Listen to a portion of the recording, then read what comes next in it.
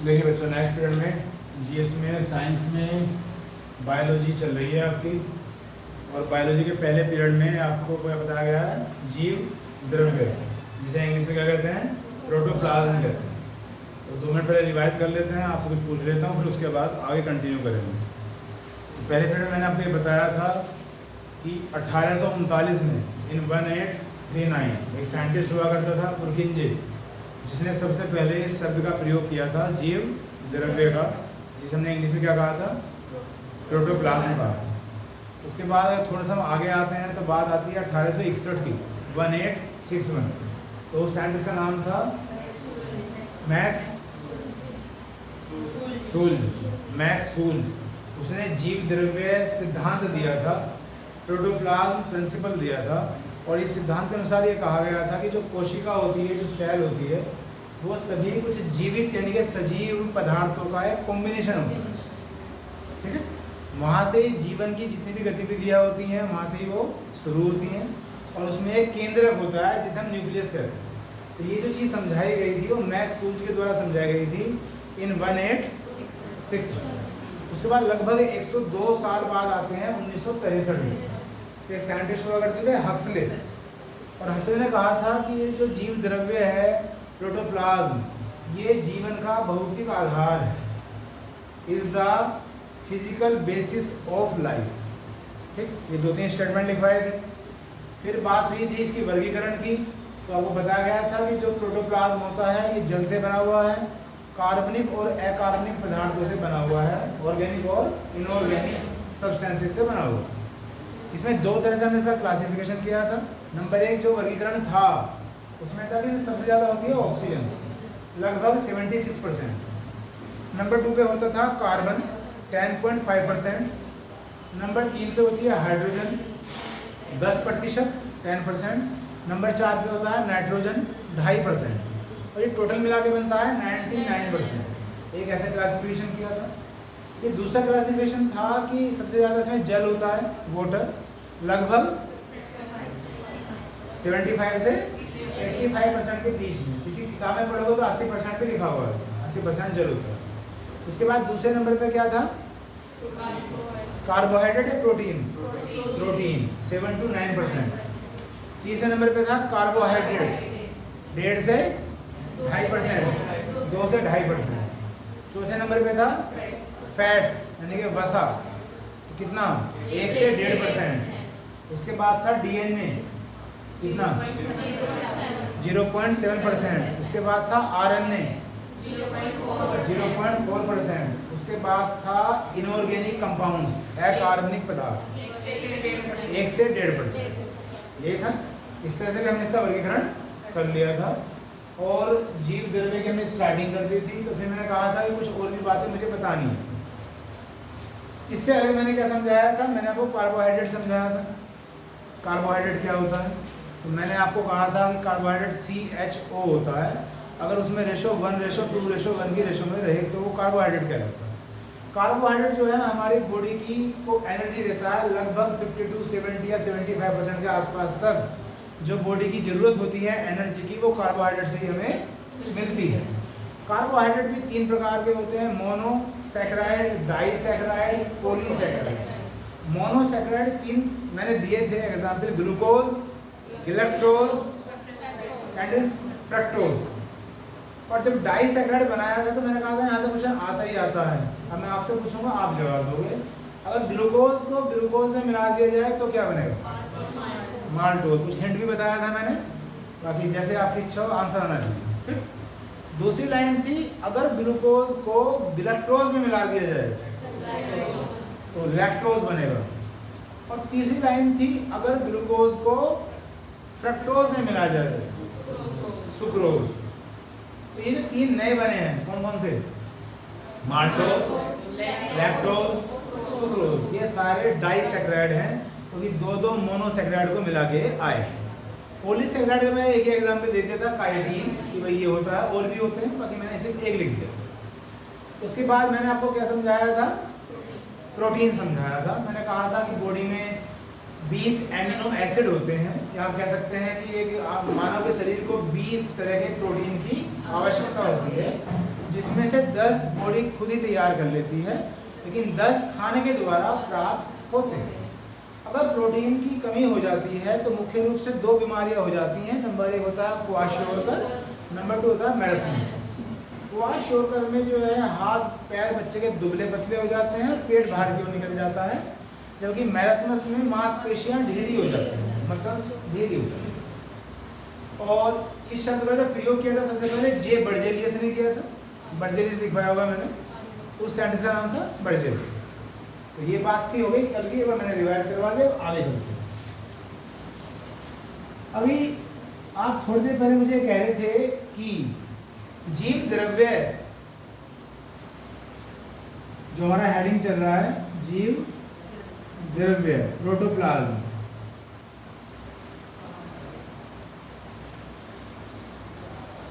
कि इसमें वसा होता है, दैट मीन्स फैट्स। क्या होता है? फैट्स। ठीक, तो अभी हम बोल ही रहे थे, रिवाइज कर रहे थे, कितने परसेंट होता है? 1 to 1.5% इतना फैट्स होता है किसमें? जीव द्रव्य प्रोटोप्लाज्म। अब थोड़ा सा आपको समझाता हूँ मैं, ये वसा क्या होता है। अगर मैं आपसे ही पूछ लूँ रफली कि भाई वसा क्या होता है, तो आप तो मुझे इस तरह से जवाब दे सकते हो कि जी वसा एक चर्बी होती है ना, चर्बी कोई वसा कहते हैं, वसा ही एक चर्बी होती है, और बस 1-2 लाइन में खत्म हो जाएगा क्या? फैट्स। हम बार बार फैट भी बोलते रहते हैं, फैट फैट, मैं लिख क्या रहा हूँ? फैट्स। तो फैट नहीं होता है, क्या होता है? फैट। और आप फैट बोलोगे तो फैट मैंने तो समझ रहे हो आप, मोटा आदमी, ये फैट्स होता है। तो वसा, अब इसे समझाने के लिए अगर मैं बात करूं कि वसा भी CH और O का ही कॉम्बिनेशन होता है। कार्बोहाइड्रेट जो मैंने पहले पीरियड में बताया था, वो भी CH और O का ही कॉम्बिनेशन था, लेकिन उनकी रेशो क्या थी? फिक्स थी, 1:2:1।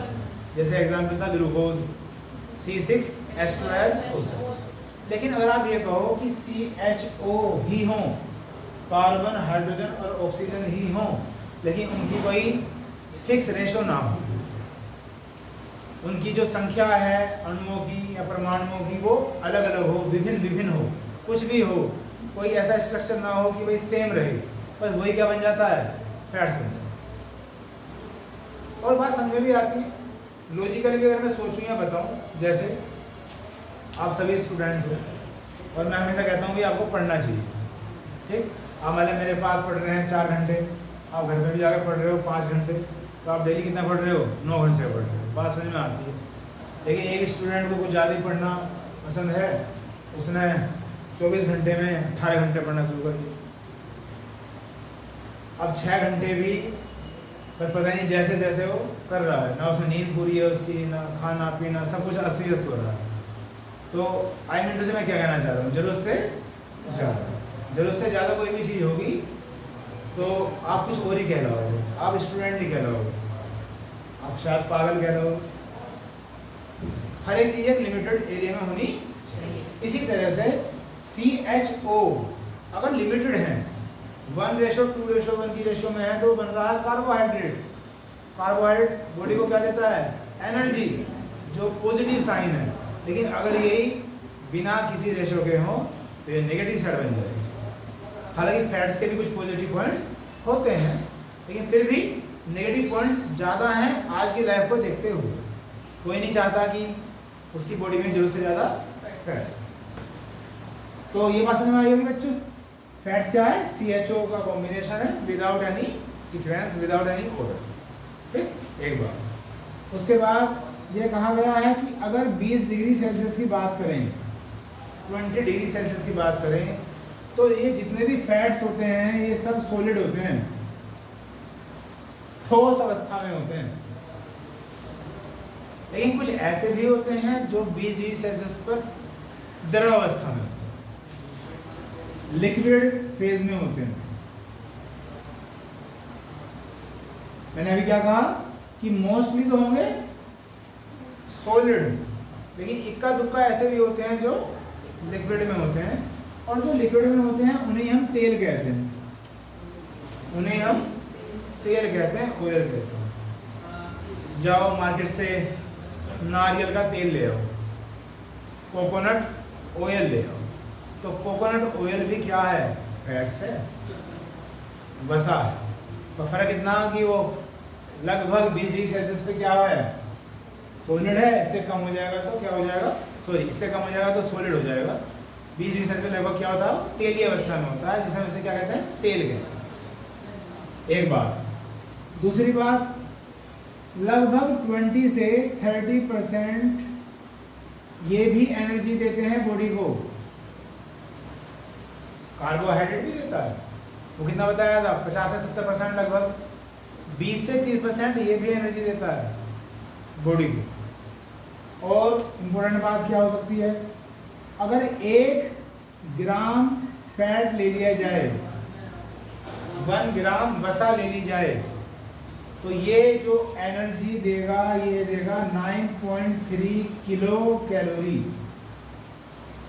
1 ग्राम वसा से इतनी एनर्जी मिलती है, 9.3 किलो कैलोरी।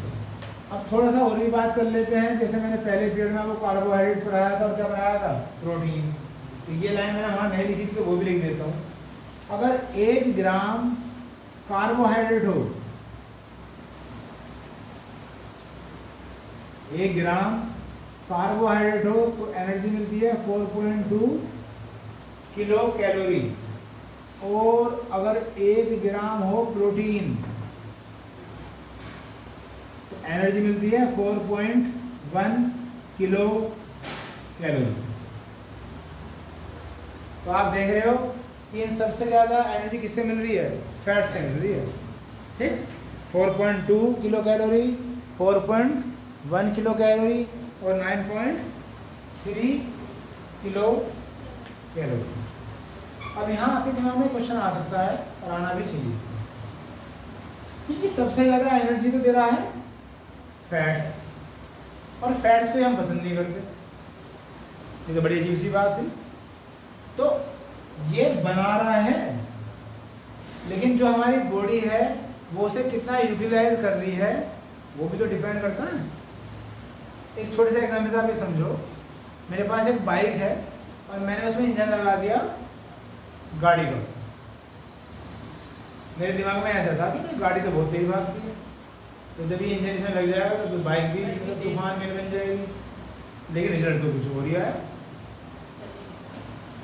भाई। एनर्जी तो उसने दे दी, लेकिन उसकी कैपेसिटी भी तो होनी चाहिए उस एनर्जी को स्टोर करने की, यूटिलाइज करने की।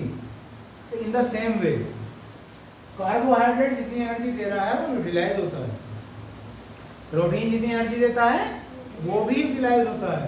तो ये जितनी एनर्जी देता है उतना यूटिलाइज नहीं होता। ठीक है। और इसके नेगेटिव पॉइंट्स क्या हो सकते हैं? किसके? फैट्स के। हार्ट संबंधित प्रॉब्लम, दिल से संबंधित बीमारियां, और बीपी क्या होता है? Blood pressure. ये बीमारियां होनी शुरू हो जाती हैं जिनमें चर्बी ज़्यादा होती है, फैट्स ज़्यादा होते हैं। और ये बॉडी को मदद कैसे करता है? पॉजिटिव पॉइंट्स क्या है इसके? एक तो यही पॉइंट हो गया, एनर्जी देगा। दूसरा, जो इंटरनल टेम्परेचर है, इंटरनल टेम्परेचर, आंतरिक तापमान किसका? बॉडी का, शरीर का, उसे बाहर नहीं आने देता। बाहर अगर ठंड हो या गर्मी हो तो जो बॉडी के अंदर टेम्परेचर है वो तो मेंटेन रहना चाहिए ना, वरना तो फिर तो आदमी सर्वाइव कैसे करेगा। अगर मान लिया कोई इंसान, हम यहाँ हैं और मेरे दिमाग में भी आया चलो भाई शिमला चल रहे हैं घूमने, तो हो सकता है मुझे थोड़ी बहुत प्रॉब्लम हो रही है, एकदम से प्रॉब्लम नहीं होनी, वो इसलिए तो नहीं हो रही क्योंकि अंदर का जो टेम्परेचर है वो कांस्टेंट है। तो वो कांस्टेंट कौन बनाता है? फैट से बनाता है, वसा बनाती है। ठीक, तो इंटरनल टेम्परेचर को कांस्टेंट रखता है, उसे बाहर नहीं आने देता। फैट्स एनर्जी देता है। और एक यूज हो सकता है कि जितनी बाहरी चोट लगती हैं उसे कौन बचाता है? फैट्स ही बचाता है। बाहरी जो चोट लगती हैं, एक्सटर्नल इंजरी जो होती हैं, उससे जो शरीर को रोकथाम देता है, क्या देता है? फैट्स ही देता है। अगर किसी शरीर में फैट्स नहीं होगा तो हड्डी टूटती फिरेगी, और अगर फैट है तो हड्डी का नंबर बहुत बाद में आएगा। पहले फैट ही झेल जाएगा सब चीज़ें वो। तो ये कुछ हैं जो मैंने आपको फैट्स के बारे में बता दिया। अब हमारा टॉपिक चल रहा था बच्चों, क्या चल रहा था? जीव द्रव्य। मैंने अभी आपको 3 मिनट समझाए हैं। फैट समझा दिया, प्रोटीन समझा दिया और कार्बोहाइड्रेट समझा दिया। अब हेड डालिए जीव द्रव्य के पदार्थ, substances of protoplasm.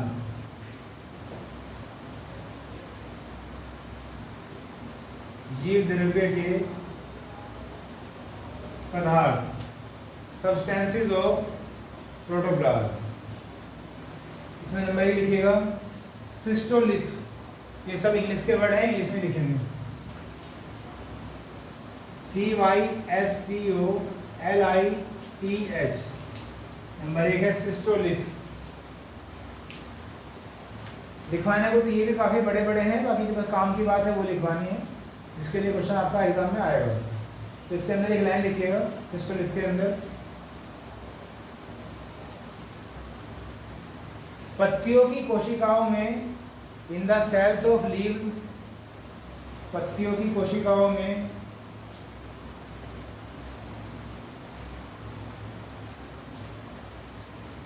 Calcium carbonate के क्रिस्टल होते हैं।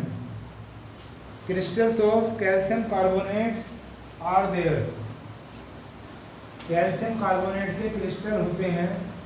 Crystals of calcium carbonate are there.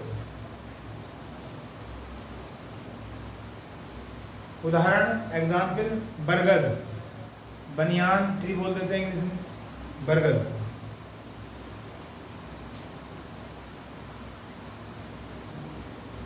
जरा हेडिंग पे गौर करो। हेडिंग है जीव द्रव्य के पदार्थ।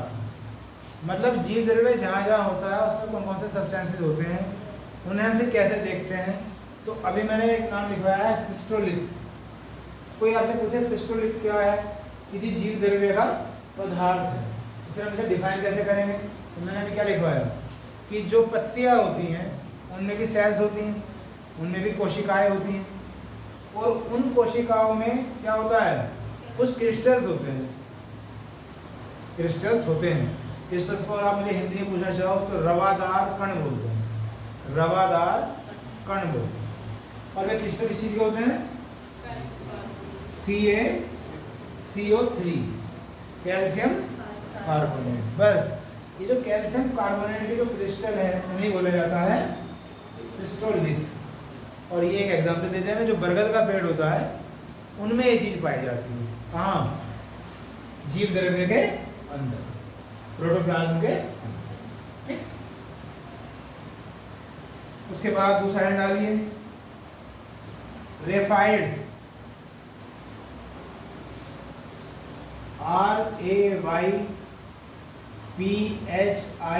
RAYPHIDES, raphides.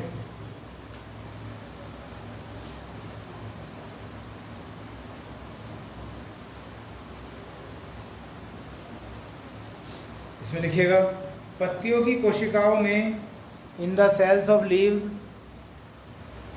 पत्तियों की कोशिकाओं में कैल्शियम ऑक्जेलेट के क्रिस्टल होते हैं। Crystals of calcium oxalate.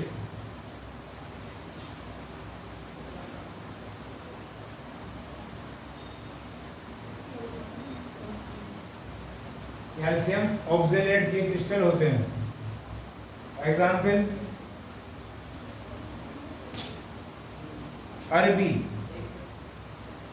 जो अरबी की सब्जी नहीं होती, अरबी, इंग्लिश में भी अरबी लिख लेना और ब्रेड में एक और डाल देना। सुई के आकार के, in the size of needle, सुई के आकार के, in the size of needle.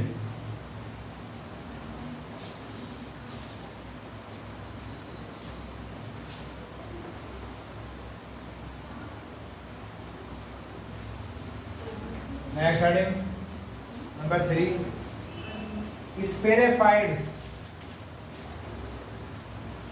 SPHEREPHIDES, स्फेरेफाइड्स।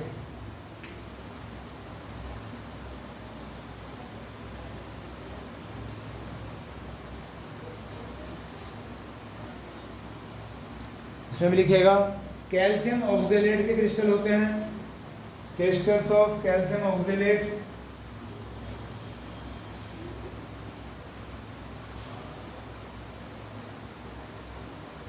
उदाहरण पपीता, पपाया, ब्रैकेट में गोल राउंड।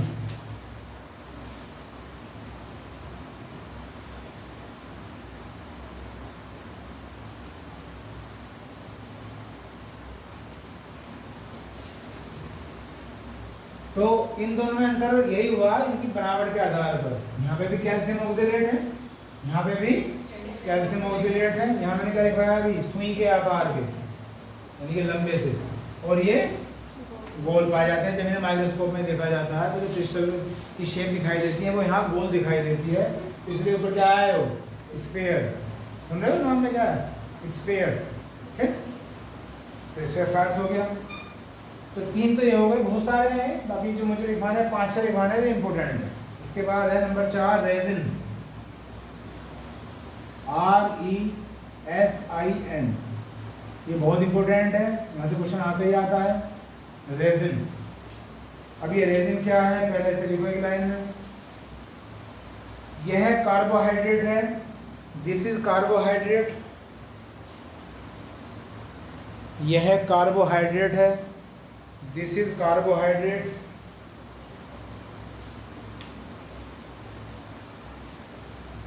जो कोशिका से निकलता है, which comes out from cell, जो कोशिका से निकलता है।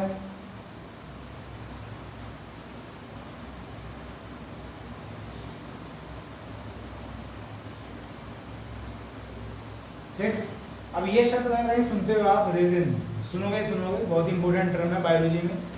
तो कोई पूछे कि भाई रेजिन क्या है, तो आप क्या कहोगे, ये कार्बोहाइड्रेट।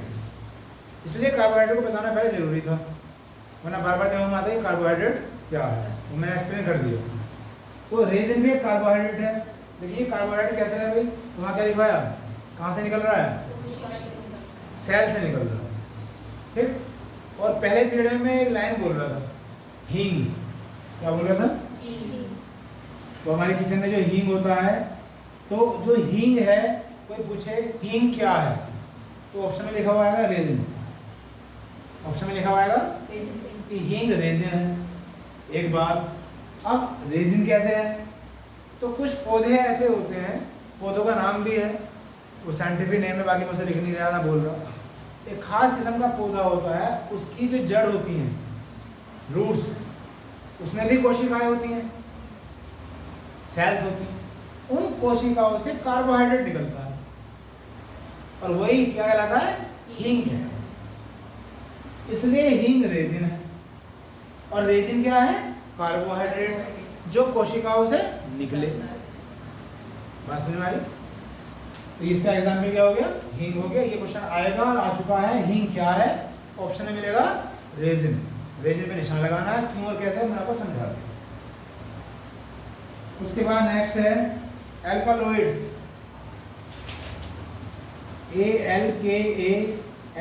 ALKALOIDS।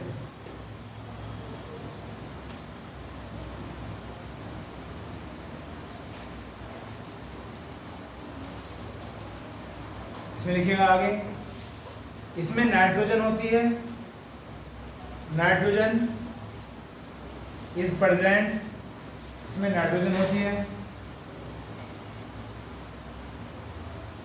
तथा ये भी कोशिकाओं से निकलते हैं, and they also comes out from cells. ये भी कोशिकाओं से निकलते हैं, they also comes out from cells. इनका उपयोग, देयर यूज औषधि में होता है, इज इन मेडिसिन, औषधि में होता है, इज इन मेडिसिन। उदाहरण, एग्जाम्पल, मॉर्फिन, MORPHIN, मॉर्फिन। देखिए अब क्वेश्चन क्या आएगा, मॉर्फिन में क्या होता है, ऑप्शन में मिलेंगे hydrogen, oxygen, carbon, nitrogen. Answer लगाओगे नाइट्रोजन। तो मॉर्फिन एक मेडिसिन है, इसका साइंटिफिक नेम हो गया ये क्या, एल्कालॉइड्स। तो पूछे एल्कालॉइड्स क्या है, जीव द्रव्य का पदार्थ है, सब्सटेंस ऑफ प्रोटोप्लाज्म है। और मॉर्फिन है क्या, एक दवाई है, और उसमें कौन सा होता है, नाइट्रोजन होता है। ठीक है, तो मॉर्फिन का नाम भी आप पढ़ेंगे और सुनेंगे। और एक और लिख लेते हैं जो कल ही में बता रहा था पहले पीरियड में, लेटेक्स, LATEX, लेटेक्स।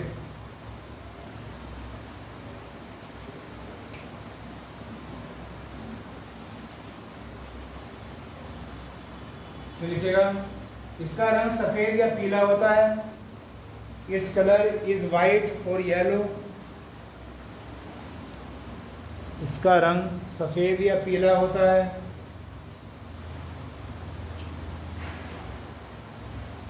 यह भी कोशिकाओं से निकलता है। This also comes out from cells. यह भी कोशिकाओं से निकलता है। This also comes out from cells. उदाहरण, लेटेक्स से रबर बनाई जाती है। Rubber is produced from latex.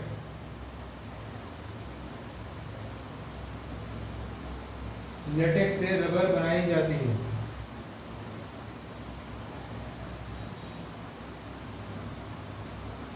ये क्वेश्चन भी बेसिक से क्वेश्चन है कि रबर किससे बनती है, लेटेक्स से। तो ये रबर भी दो प्रकार की होती है। एक तो क्या होती है, प्राकृतिक, नेचुरल, और एक होती है आर्टिफिशियल। ये बात किसकी हो रही है, आर्टिफिशियल। जैसे हिंदी में क्या बोले, कृत्रिम। यहाँ से एक ज्योग्राफी का क्वेश्चन आता है, जिसमें सबसे ज्यादा रबर कहाँ होती है।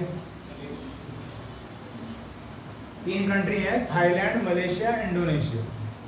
तो बुक्स वगैरह में तो पढ़ोगे ये तीनों इसी सीक्वेंस में जो मैं बोल रहा हूँ, Thailand, Malaysia, Indonesia, first, second and third. लेकिन ये इनमें बहुत ही माइनर डिफरेंस होता है, कोई भी आगे निकल जाता है, कोई भी पीछे निकल जाता है। लेकिन जब हम क्वेश्चन ये ज्योग्राफी में पढ़ेंगे या करंट में, ज्योग्राफी में पढ़ेंगे, करंट में नहीं पढ़ेंगे।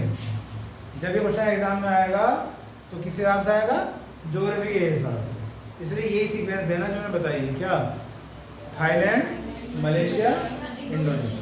वो करंट का क्वेश्चन बन जाएगा कि इस साल प्रोडक्शन इसका ज़्यादा हो गया, इसका कम रह गया। और ये क्वेश्चन करंट में ये नहीं आएगा, ये अगर आएगा तो ज्योग्राफी में ही आएगा। फिर यहाँ से क्वेश्चन आता है कि भारत में सबसे ज़्यादा रबर कहाँ होती है, केरला में। भारत में सबसे ज़्यादा जो रबर होती है वो होती है केरल में। ठीक है, चलिए जी आगे चलते हैं।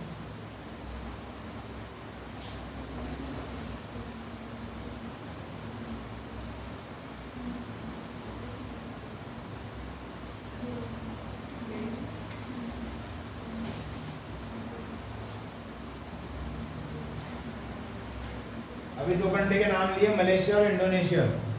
इनके नेशनल गेम क्या हैं, राष्ट्रीय खेल।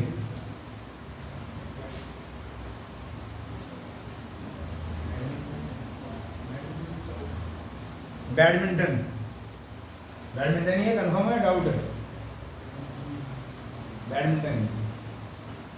इसे तो पूछा है ना, क्योंकि दोनों में क्या राष्ट्रीय, मलेशिया, इंडोनेशिया। तो उनका जो नेशनल गेम है वो क्या है, बैडमिंटन। चलिए आगे देखेंगे। आगे एक फिगर बनाओ, पहले बनाते रहो साथ साथ।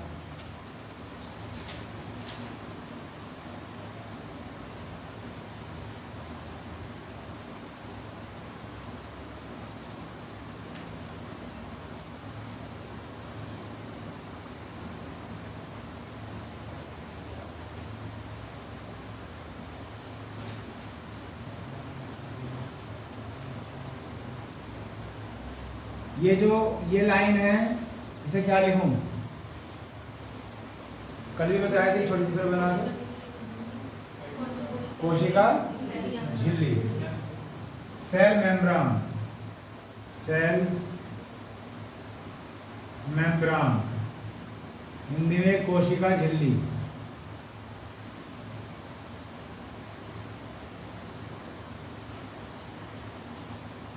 इसे क्या लिखूं,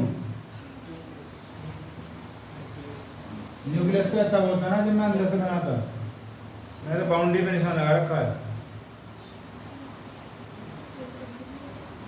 हाँ जी बोलो।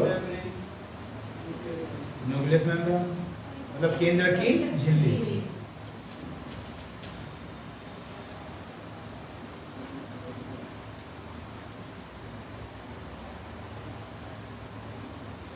न्यूक्लियस मेम्ब्रेन केंद्रक झिल्ली।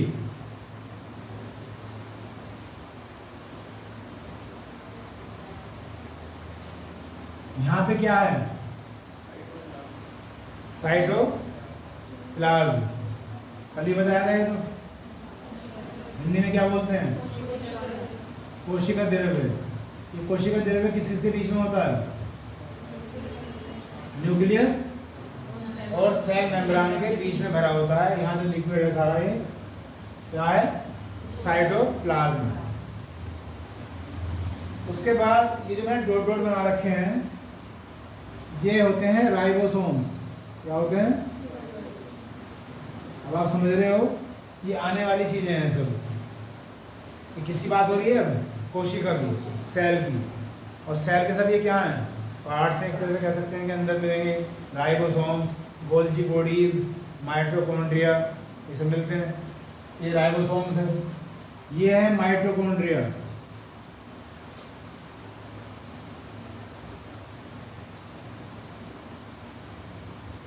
माइटोकॉन्ड्रिया को हिंदी में आप कैसे लिख लो? इंग्लिश में ऐसे लिखा जाता है जो मैंने लिखा है।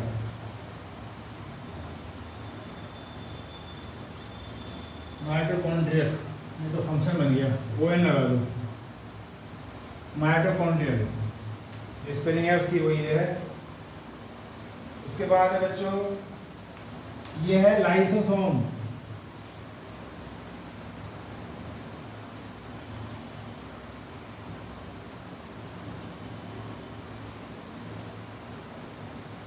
ये है सेंट्रोसोम।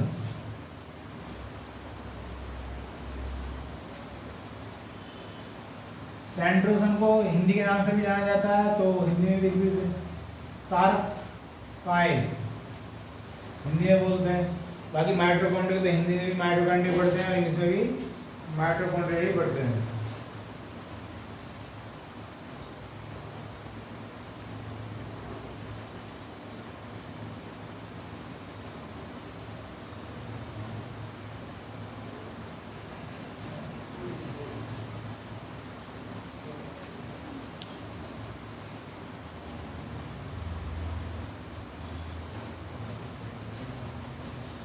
हो गया? अब अगला है डाल दीजिए कोशिका, सेल। ये सेल का डायग्राम बनाया था थोड़ा सा, और भी है, अभी थोड़ी सी रिप्रेजेंटेशन दी है। कोशिका, सेल, जो जीव द्रव्य है वो लगभग इतना इंपॉर्टेंट काम था वो सारा हो गया। एक बात रह गई बताने को, इसमें जीव द्रव्य में मैंने ये कहा था प्रोटोप्लाज्म में कि भाई ये जल से बना होता है, कार्बनिक पदार्थों से और अकार्बनिक पदार्थों से बना होता है, ऑर्गेनिक और इनऑर्गेनिक से। तो क्वेश्चन आता है कि ऑर्गेनिक और इनऑर्गेनिक में कितनी रेशो होती है, क्या अनुपात होता है कार्बनिक और अकार्बनिक पदार्थों का जीव द्रव्य के अंदर? तो वो होता है 1981, 19:81। बोलो कितना बैठ रहा है? 100। अब जब कभी ये क्वेश्चन आएगा तो हो सकता है दिक्कत हो कि कौन सा ऑर्गेनिक और कौन सा इनऑर्गेनिक। इनमें से एक ऑर्गेनिक है और एक इनऑर्गेनिक है, तो ज़्यादा नंबर कौन सा? 81 और कम कौन सा? 90। जब हम ऑर्गेनिक लिखेंगे या इनऑर्गेनिक लिखेंगे तो इसे लिखने में ज़्यादा अक्षर लगेंगे, इनऑर्गेनिक, तो ज़्यादा वाला ज़्यादा ही साथ जाएगा, ऐसे याद रखना। तो इनऑर्गेनिक रिप्रेजेंट करेगा ज़्यादा को यानी कि 81 को, और ये करेगा ऑर्गेनिक को। ऑर्गेनिक को कहते हैं कार्बनिक और ये कहलाते हैं अकार्बनिक पदार्थ, कार्बनिक अकार्बनिक। तो ये क्वेश्चन भी याद रखना। लगभग 80 और 20 की रेशो हो गई ना, लगभग 80 और 20 की रेशो, और 80-20 का लगभग क्या होता है, चौथाई होता है। इसका मतलब इनऑर्गेनिक कंपाउंड जो होते हैं लगभग चौथाई होते हैं किसके, ऑर्गेनिक के, प्रोटोप्लाज्म के अंदर। एक मोटी मोटी फिगर। ठीक, चलिए अब आते हैं कोशिका में यानी कि सेल में। इसमें लिखिएगा पहली लाइन, यह जीवन की सबसे छोटी इकाई है। This is the smallest unit of life. यह जीवन की सबसे छोटी इकाई है। This is the smallest unit of life.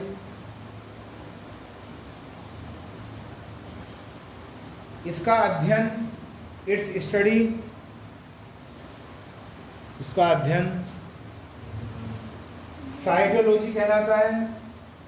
इस said to be cytology, CYTOLOGY, cytology कहलाता है। सबसे पहले, एट फर्स्ट,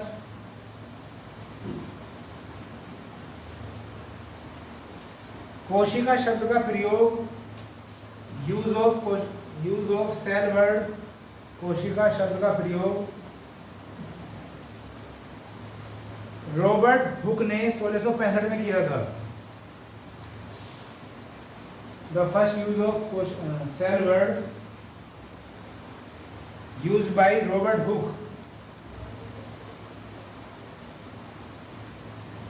इन 1665 में किया था।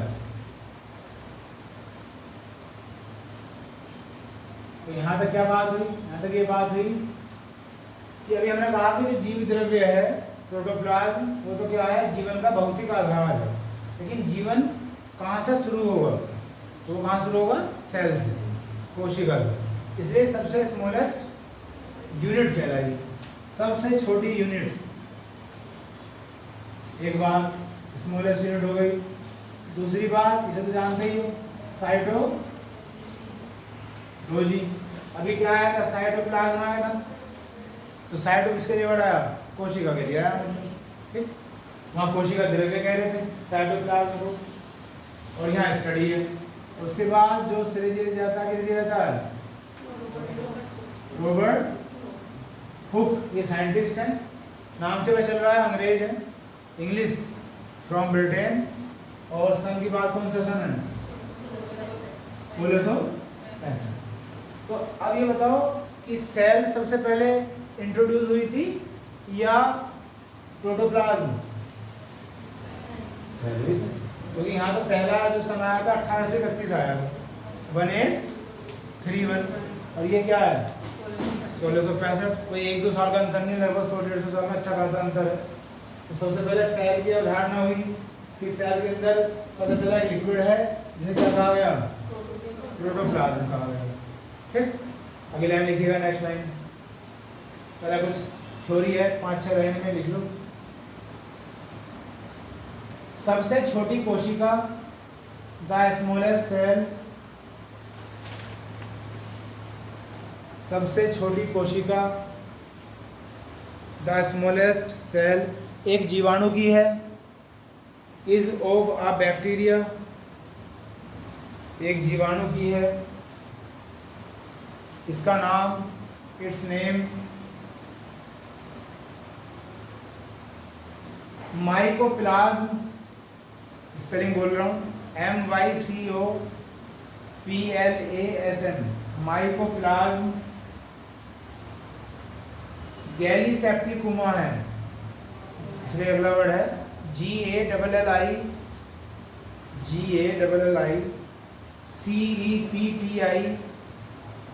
CEPTI, CUMA।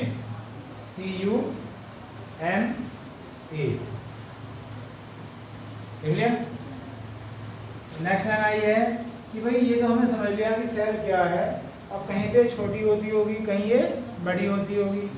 तो जितना भी ऑर्गेनिज्म है, जितने भी जीव वगैरह हैं, क्रिएचर्स हैं, उनमें सबसे जो छोटी मिली, किसकी मिली, एक जीवाणु की मिली, एक बैक्टीरिया की मिली।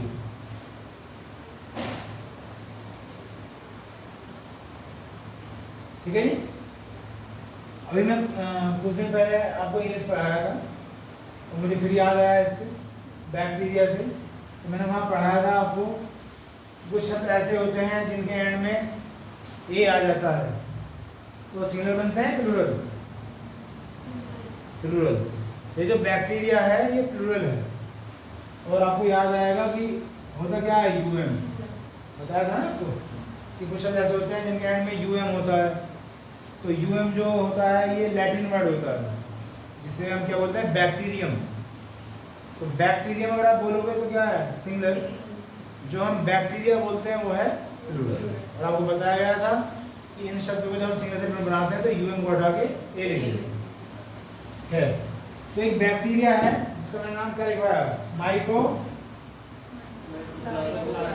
MYCOPLASM, माइकोप्लाज्म, गैली GALLI गैली, सेप्टी CE सेप्टी, आगे ट्यूमा CU। तो ये एक बैक्टीरिया है जिसकी सेल सबसे छोटी पाई गई। बोल बोल के इसलिए लिखवा रहा हूँ कि बस ये अपना सा लगे, पराया सा ना लगे। ठीक, एक बार मैंने लिख दिया, एक बार तुमने लिखवा दिया, एक बार स्पेलिंग बोल दी, ये अपना सा हो गया थोड़ा सा। माइकोप्लाज्म गैली सेप्टी, ठीक, ऐसा ही लिखिएगा। सबसे लंबी कोशिका, द लॉन्गेस्ट सेल,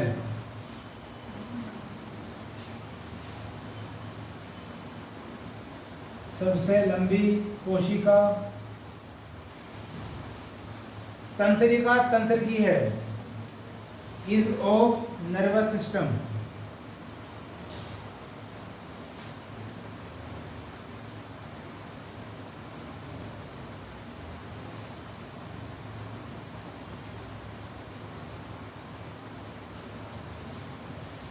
तंत्रिका, तंत्र की है, सही बोलते हैं नर्वस सिस्टम। तो पहले क्या बात हुई थी, छोटी की, अब किसकी बात हुई, बड़ी की नहीं हुई। बड़ी अलग हो, लंबी क्या अलग हो, तो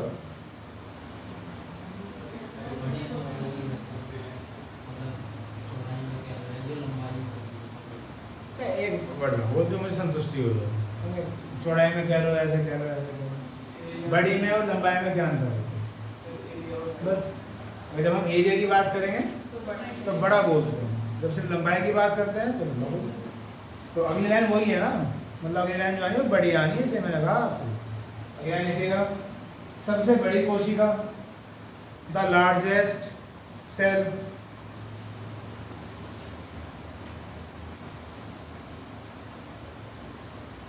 ये तो स्टूडेंट्स को याद रहती है, बताओ इसकी।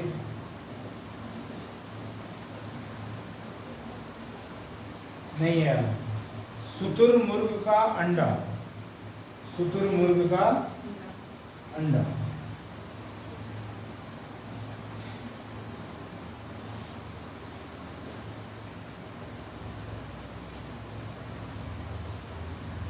Egg of ostrich, egg of ostrich, इसकी जो कोशिका पाई गई है बच्चों सबसे बड़ी पाई गई है। नेक्स्ट लाइन, 1839 में इन 1839, 1839 में कोशिका का सिद्धांत दिया गया। Cell principle was given.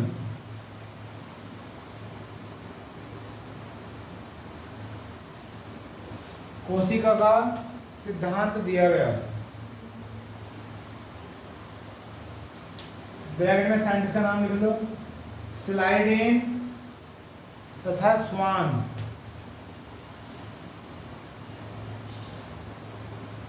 ये दो हैं, इन दोनों को श्रेय दिया जाता है इसके प्रिंसिपल का, सिद्धांत का। नेक्स्ट लाइन, इस सिद्धांत के अनुसार, according to this principle,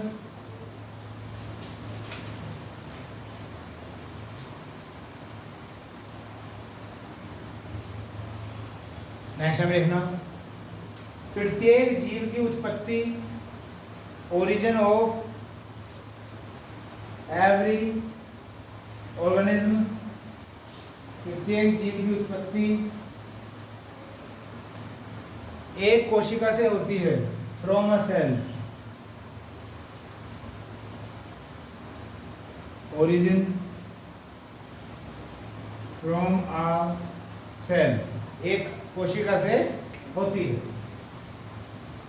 next line में, प्रत्येक जीव का शरीर, बॉडी ऑफ एवरी ऑर्गेनिज्म, प्रत्येक जीव का शरीर अनेक कोशिकाओं से बना होता है, is made of many cells, is made of many cells.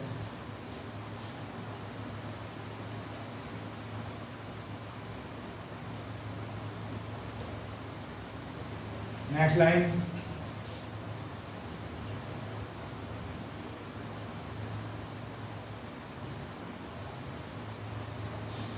सभी कोशिकाएं एक साथ काम करती हैं, ऑल सेल्स वर्क टुगेदर,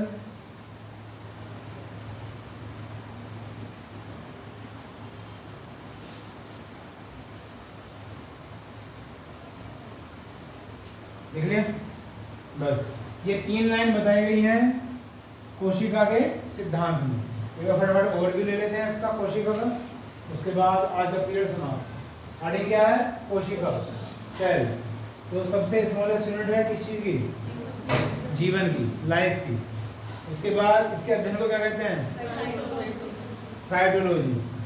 इसका जो सबसे पहले कोशिका शब्द इस्तेमाल किया था किसने किया था, रॉबर्ट हुक ने। कौन से सन में, 1665 में। सबसे छोटी जो सेल है एक बैक्टीरिया की है जिसका नाम माइकोप्लाज्म यानी सेप्टिकोमा है, ठीक। सबसे लंबी जो सेल है वो नर्वस सिस्टम की है, तंत्रिका तंत्र की। सबसे बड़ी जो सेल है वो शुतुरमुर्ग के अंडे की है, ऑस्ट्रिच के एग की। 1839 में इस कोशिका का सिद्धांत दिया गया जिसमें मोटे तौर पर 3 बातें कही गई और ये सिद्धांत दिया स्लाइडन और स्वान ने। पहली बात क्या थी कि जीव में जो उत्पत्ति होती है वो कहाँ से होती है, सेल से होती है ना, जीवन में जो प्रारंभ होता है। और जब जीव बन गया तो उसकी बॉडी में बहुत सारी सेल होती है। उत्पत्ति जो हुई वो किसी एक सेल से हुई है, लेकिन उत्पन्न होने के बाद उसकी बॉडी में बहुत सारी सेल्स आ गई।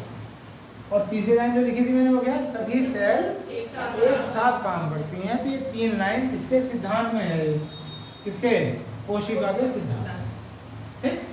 अब आगे जो लिखाया जाएगा कि जो सेल है वो 2 प्रकार की होती है, प्रोकैरियोटिक होता है और एंडोकैरियोटिक होता है। किसमें माइटोकॉन्ड्रिया है, किसमें नहीं है, कौन सांस लेता है, कौन नहीं लेता है, किसमें न्यूक्लियस है, किसमें न्यूक्लियस नहीं है। फिर उसके बाद आ जाएंगे DNA, RNA और इस तरह से आपका काम चलता है, ठीक है। आज नहीं।